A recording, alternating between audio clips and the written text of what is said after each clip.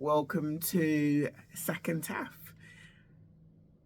I have once again left my book at home, but like I said, because I'm the author of the book, I know what the story is about. So I think it actually helps to actually go through um, the book, read sections from it, and then talk in between each section, and then maybe another session, just basically talk about what I've spoken about in more depth. We'll see how it goes, but there may be a reason why. Um, yeah, so basically, I know basically, I've got to stop saying that too often. I know last week I am now the main character, Rebecca Barracu. She has started college and she's been having her issues, and she's come to the realization that she has to adapt to the situation. But I'm sure that she came to that realization in her secondary school, didn't she? But anyway, she's got to the college.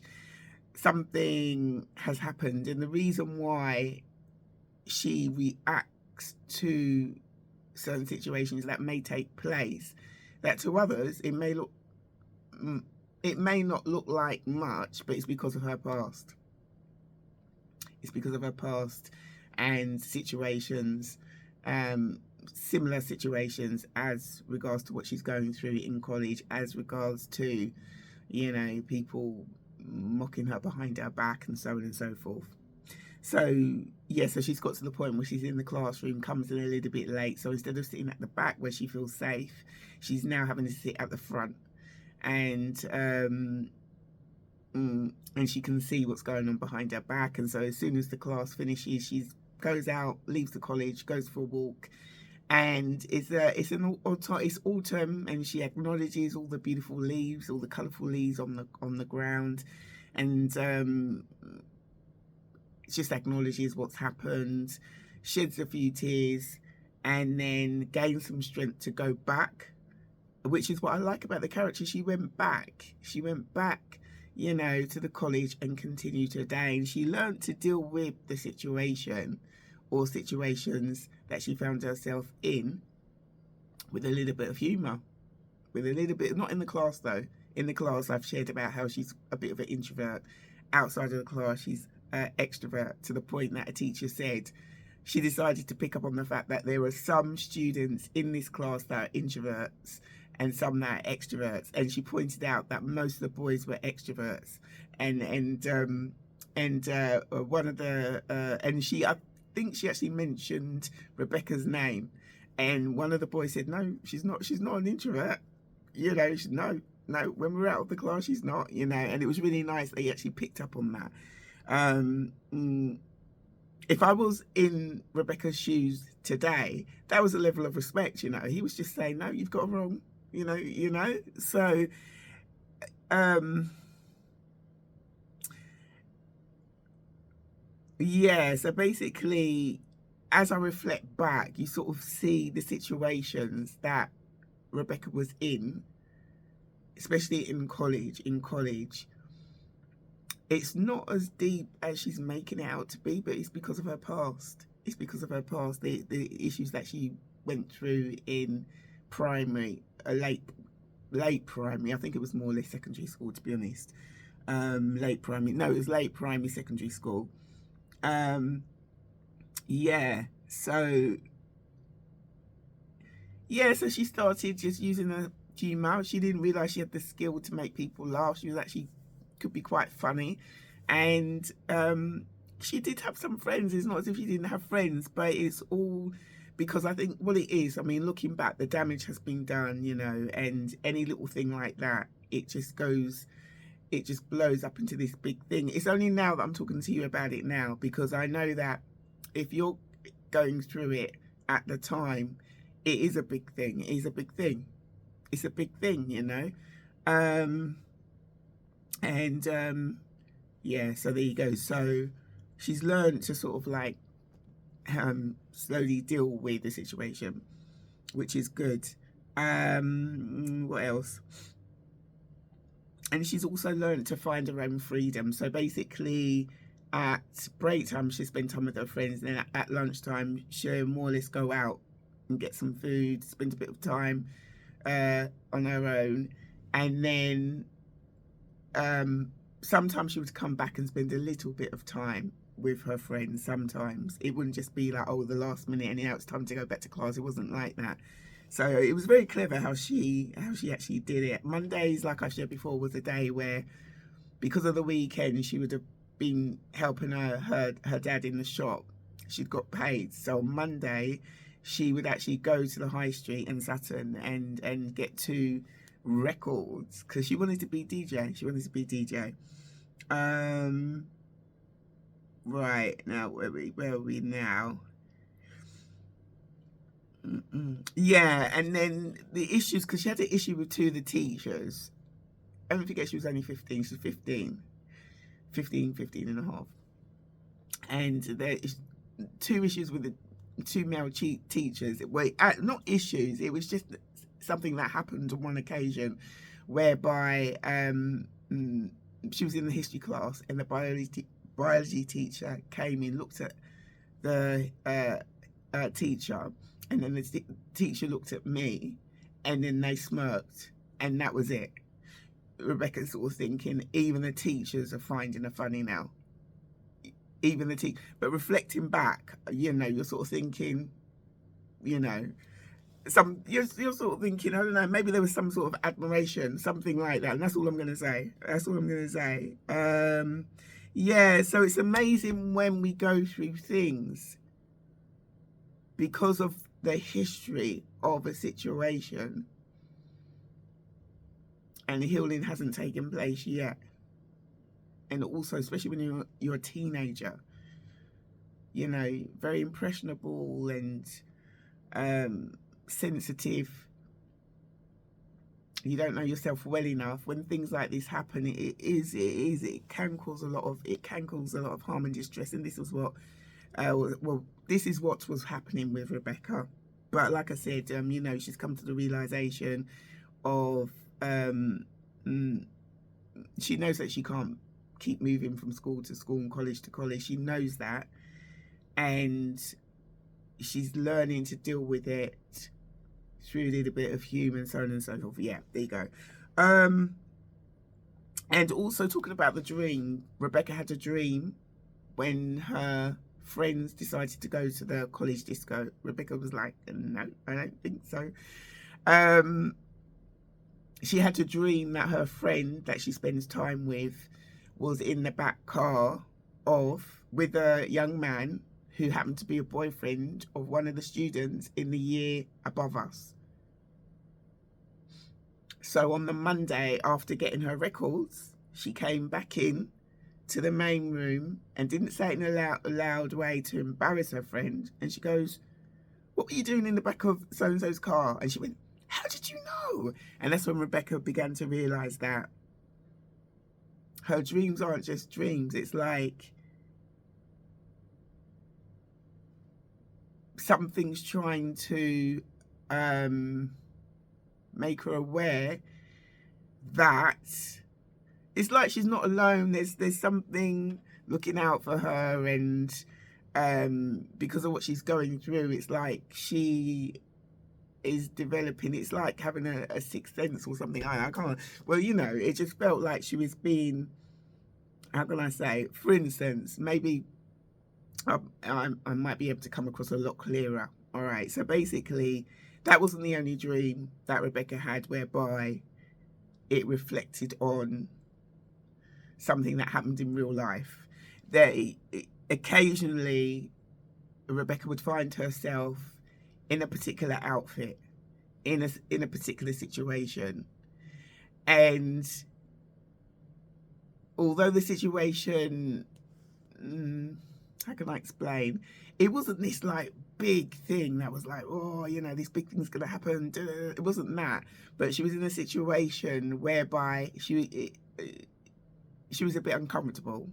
She was like, for instance, oh, let me try and explain it properly. Look, she'd find herself in an outfit, in a situation, but she saw herself overcoming the situation.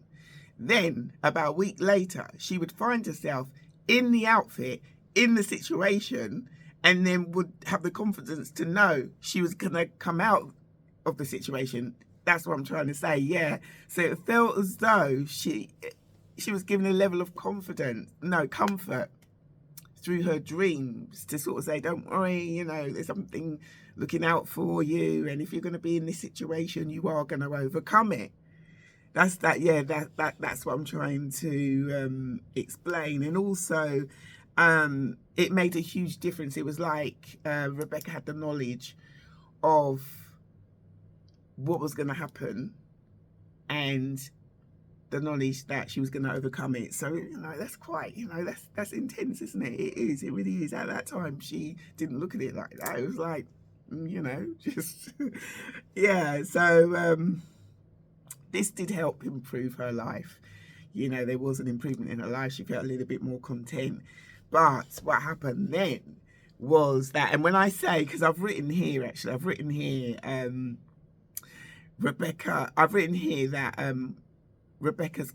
Rebecca got to the point where she had more of a solid realization, you know, that she was going to have to deal with the situation differently. And so, and I put an exclamation mark. No. It took time for me to get that exclamation mark. It took time. No, it took a few years to get that exclamation mark. That's why I thought, no.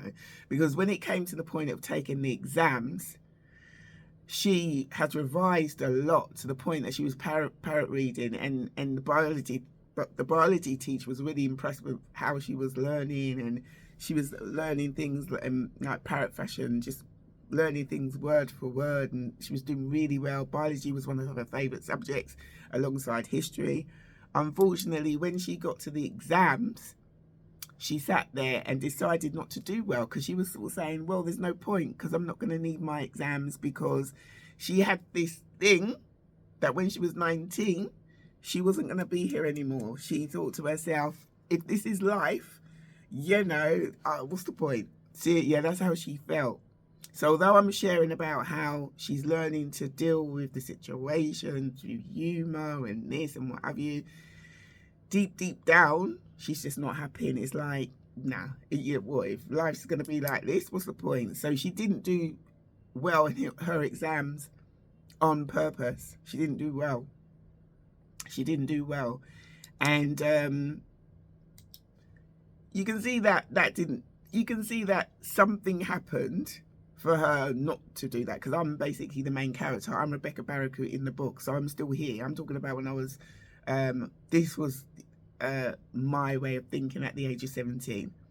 So I'm still here. So I don't want to give anybody ideas, because it's all, what I'm trying to do is share in a positive way, that you can feel one way. You can, like, you know, you just, you can just feel so sort of secluded. She wasn't lonely though. She liked spending time on her own. She wasn't lonely. She had a good family, but she just felt like an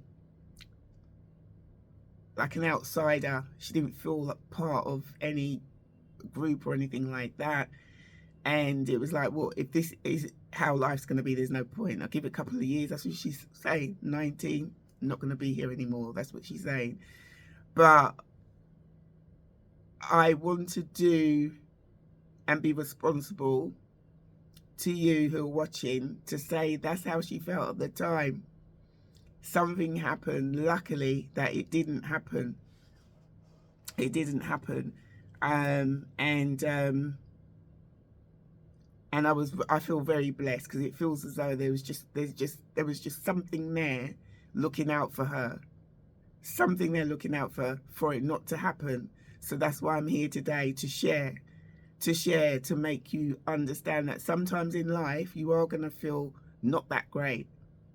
It's not that great, but you can come out of feeling not that great. That you can come out of feeling not that great. The answer isn't to give up. The answer isn't to give up, you know, because I look at my life now and I feel very blessed. I feel very blessed, and that's why I want to share and encourage. I feel very blessed, and I want to share to encourage. Even to this day, I still have situations that I'm talking about Even to this day, I do. Even to this day. But as you grow up, you begin to see that, especially when you have situations like what I've shared, it's because of the insecurity of the other person that's trying to, you know, put you down, shove you in a corner, make you feel like an outsider,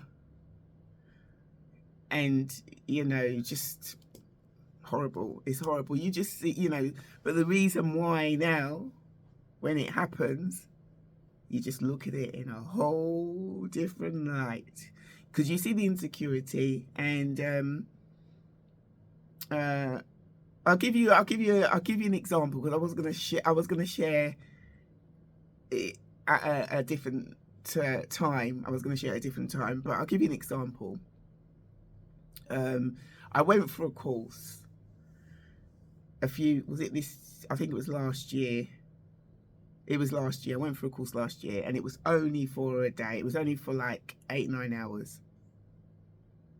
And with me, when I do something, I like to do something well. I like to put a lot of effort into it, and I just do. There's, you know, if you're going to do something, why not do it well? Right. So I go to the course, and what you're supposed to do, you're meant to do the theory first, and the theory is meant to take you about, I think they said about 8 hours theory. It took me about 18-19 hours, and I did it consistently. I remember starting in the morning, and I finished about 1:30 a.m. 2 a.m. in the morning. It was consistent, because and then you have to take the test, and if you fail, you have to do it again. So I took the test, and it said that there was one question that I failed, and all I did was redid it, went over it, and then I passed. So when you pass the theory, you can then go on and do the practical, and the practical was on that day, right? So I started the day before, finished 1 a.m. in the morning, so I got some sleep and what have you, and then went to the course. And when I go somewhere, I like to get there early, like 15 minutes early, so I'm not rushing, and you know.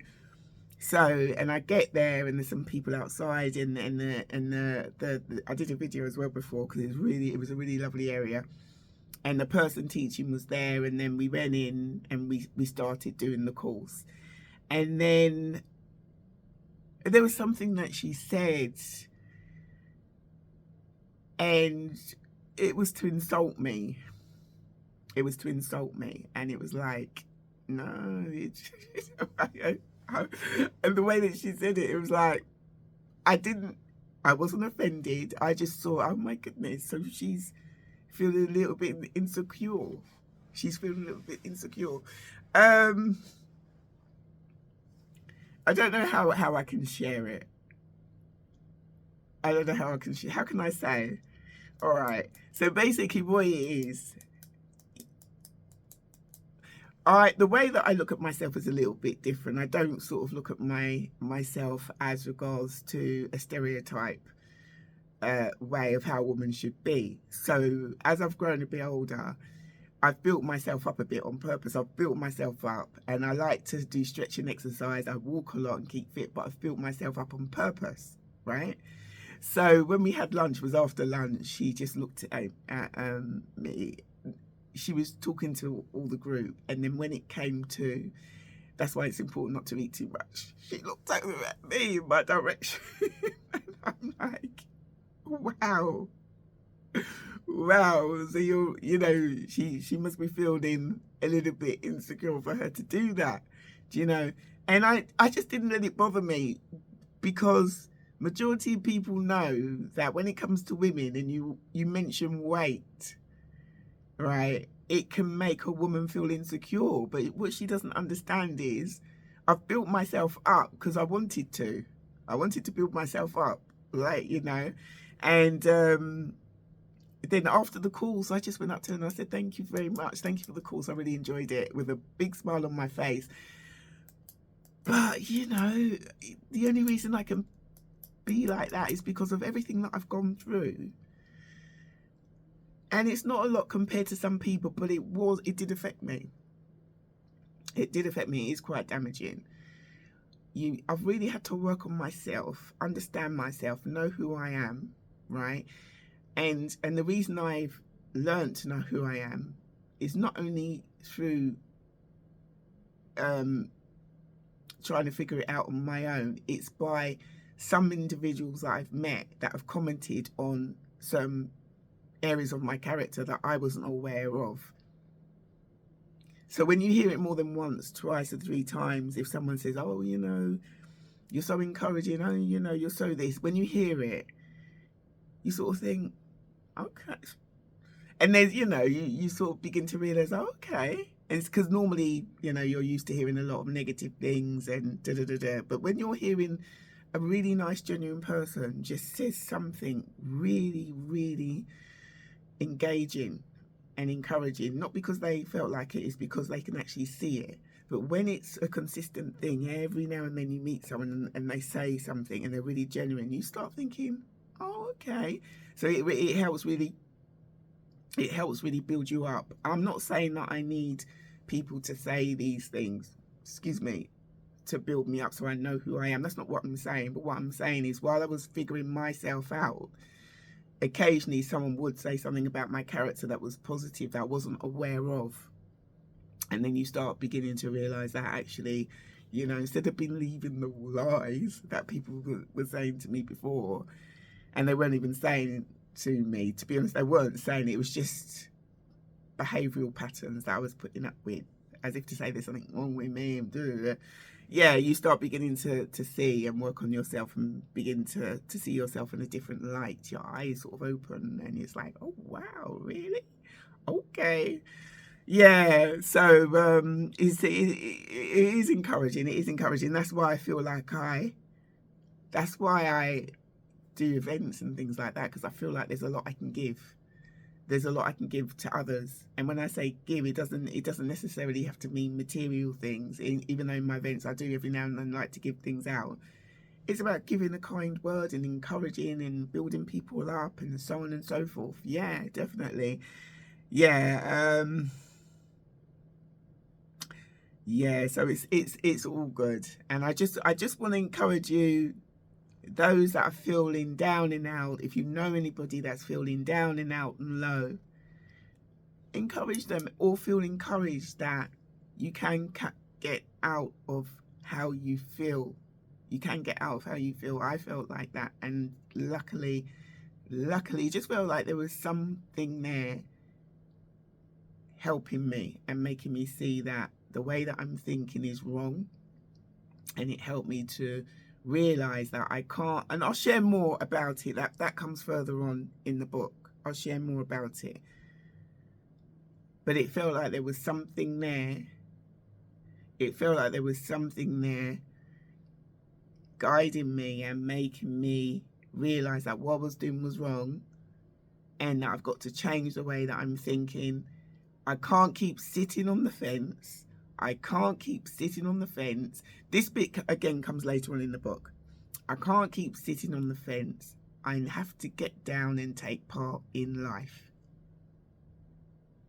I don't know whether you've been in a situation where you've come across someone and they've said something to you. It's the way that they've said it.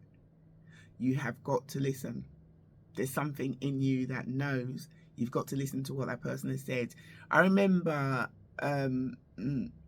with my mum, I remember there were two things that she told me not to do. Two things. And I've never forgotten. It's just the way that she said it. It's just the way that she said it. There was a certain career choice she said that she didn't want me to do. And there was a certain car she said that she didn't want me to drive. This certain car and a certain colour, because she said these cars get into more accidents and she didn't want me to. But I've never forgotten the way that she said it. I've never forgotten it. And I didn't even want to go in that direction as regards to that particular career. And with the car, I've never forgotten it. Never. So when it felt as though something was saying to me, you have got to get, I didn't hear it, you just feel it. You have got to get off the fence now. You can't keep sitting on the fence watching other people live and watching other people go by. You have got to get off the fence and take part in life. And that's what I did. That's what I did. That's what I did, and I've never looked back. I've never looked back. Life has embraced me, and I've embraced life because I know that I was supposed to. I know that I was supposed to take part. We're all supposed to take part in life anyway. We're all supposed to take part. We're all supposed to take part. But at that time, I thought I can't really take part. And you know what? I don't really want to take part because, and it was like, no, you're going to take part. We've all got certain talents. We've all got certain gifts that we can give and we can use in a positive way. And it took time for me to realise that, yes, you know, yeah, definitely. And, you know, as I've grown, I can see a difference in my character, but it's a good difference. It's good to think in a different way. It's good to think in a different light. You know, if you're having a conversation, can you imagine there's 10 people having a conversation and everybody thinks the same and everybody's in agreement. Yeah, 10 times. But there's one person that's like, I disagree. I think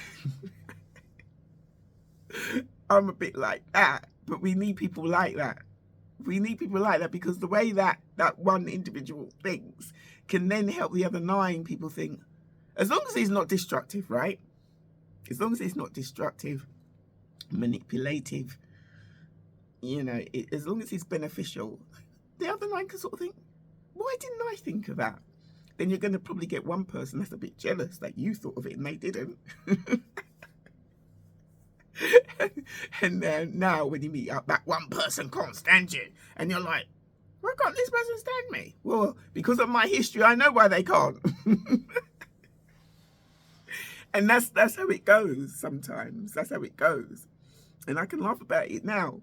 But the only reason I can laugh about it is because of the things that I went through as regards to indirect bullying and this, that, what have you, how I felt. I really had to, you know, cry it out and really deal with it and so on and so forth. To the point that you go along, you grow and you develop as a woman, you know, and you get stronger. You get stronger and you start taking part in life, and then you see the cycle taking place, similar things happening, but you know how to deal with it now. So now it's like you're on top of things. I'm not saying that sometimes I don't let things get me down. Come on, we all have days where we, this person, it's like, you know, because sometimes you can deal with an issue and then you overcome it. And it's not all still plain sailing. You're probably going to deal with an issue that was a little bit more than the last issue you dealt with, you know? But it's a growth process as well. It's a growth process, and it's like a challenge. That's how you have to look at it and then reflect back and sort of say, whoa, you know, I've got to overcome that, so I should be able to overcome this.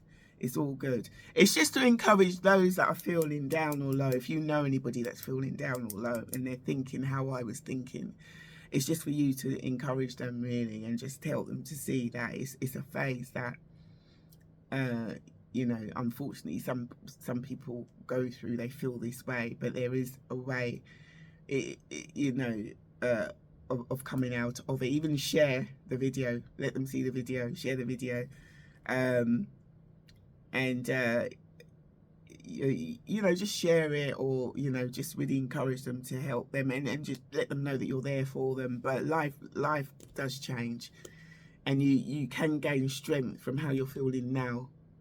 Can you imagine if you're feeling like this now, and then someone encourages you, you gain strength from it, you overcome how you're feeling, your life improves, right? Your life improves, and then you meet somebody maybe a year, 2 years later that's feeling that way, and you help them overcome how they're feeling, and their life improves. And then a few years later, you see them settle down, get married, have children, and it's like, whoa. So if I didn't feel like that and someone didn't help me overcome it, I wouldn't have been able to help them. You know, because sometimes there's a reason of why we go through certain things. And there's a reason why certain people are put in your pathway, you know, especially people that are beneficial in, you know, in speech, they're positive. There's a reason behind it. So it's just to encourage you all to understand that if you're going through a situation and you're just not feeling that great and you're feeling really negative about your life, see if you can speak to somebody that you trust about it. You can ring up, there's places that you can ring up. You can ring up Samaritans as well. There's a lot of help there.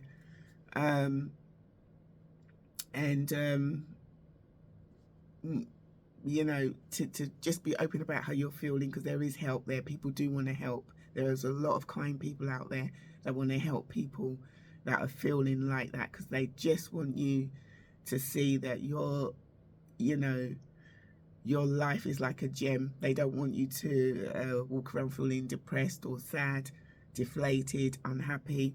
They want to help you so that you can come out of that, and then, you know, come out from that and just sort of develop your life to the point where you're jumping up with glee. You know, not every day, come on, not every day, but you're going to have great days and sometimes not so great days, but you learn how to manage them now. And yeah, and then you can reflect back and say, wow, haven't I come far? Haven't I come far? And then you never know, in like a year, it could be even in 6 months time, a year later, you might meet somebody who feels that way and you'll be able to encourage them. So it's all good.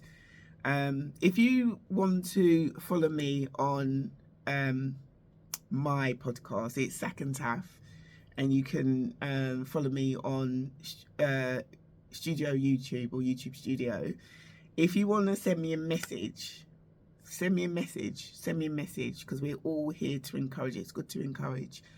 My YouTube is Welcome Roslyn Roberts. My Instagram is Roslyn1325. My Facebook is Roslyn Roberts. My X account is a author underscore RR Roberts. And then I've got a thread as well. Threads, is it called Threads? Roslyn Roberts, I think it's Roslyn Roberts. And what else am I on? Yeah, it's quite a lot, isn't it? Yeah, but you know, follow me as well, and just share. Let me know, you know, if you know anybody that has overcome, or you know, if you want more input, share. All right. If you do want to buy my book, A Sacrifice of a Lifetime, this week I actually got the computer out to start typing up. Yeah, because I want to bring the book back out again. I didn't, but you know, it's a start. So I've just got to make time now to start writing it up. But if you want to buy my second book, Taffy How, you can do on the Vintage. If you go under entertainment, type in Taffy How, you'll see it come up there. You can buy it on there, so that would be fantastic. And I'll see if I can get some links. It would be good if I can put some links up to my Instagram or Facebook or something like that, or open up a shop or something like. I need to look into that. Yeah, so there you go. So next week what I'll do is I'll bring the book in and I'll read certain sections of what I've shared with you today and a little bit more, you know, because sometimes when I'm reading the book, the detail that I've put in is like, whoa, really? I forgot, you know, so on and so forth. So I'll read a little bit and then we continue. I'm going to have to find the second and third part now, because I'm coming to the end of the first part, which is absolutely fantastic. So I need to look for that. So that's going to be really, really encouraging. But thank you so much for watching, and take care and speak to you soon. Bye bye.